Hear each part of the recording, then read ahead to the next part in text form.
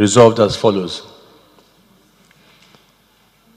The security agencies must be given the marching orders to curtail the sustained killings of Nigerians across the country and protect the life and properties of Nigerians, as this is a primary duty of any responsible government.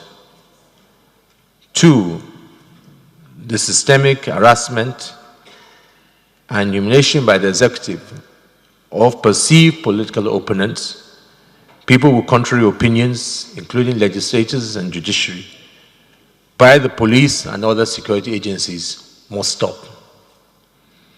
There must be, 3, there must be strict adherence to the rule of law and protection for all citizens by the President and all his appointees. 4, the President must be held accountable for the actions of his appointees and must be ready to sanction those that carry out any act which will ridicule or endanger our country and our democracy.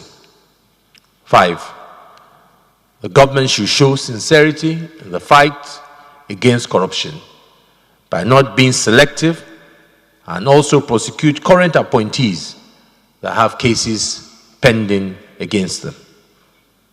6, the sanctity of the National Assembly should be protected and preserved by the federal government by not interfering in the business of the National Assembly and prosecute those who invaded the Senate to seize the mace. Democratic elections must be competitive and inclusive by removing the present reign of fear and intimidation, particularly as we approach the forthcoming 2019 elections.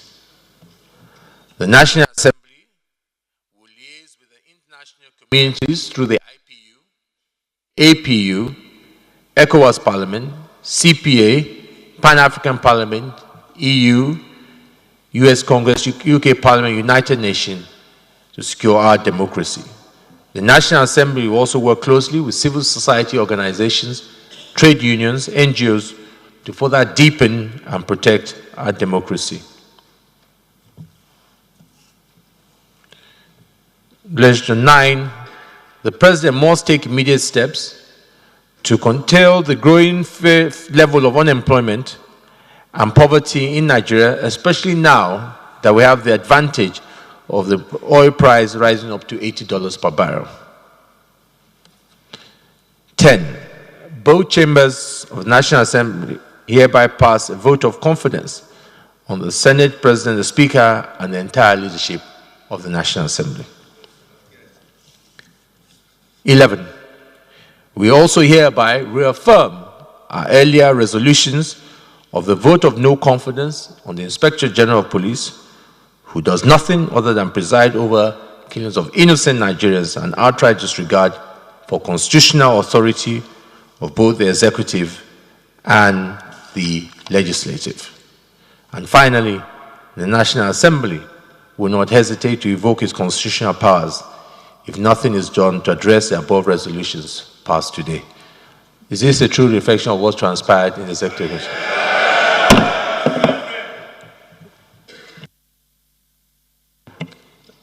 Leader of the Senate.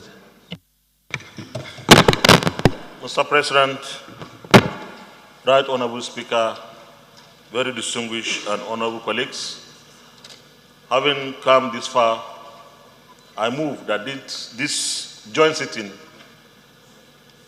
be adjourned sine die. I so move.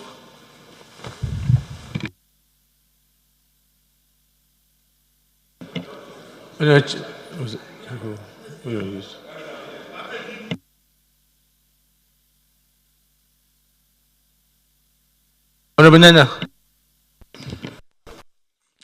I hereby second the motion as very eloquently moved as the leader of the Senate. I so second. Those in favor say aye. Those against say nay. The ayes have it. Adjourn Senate.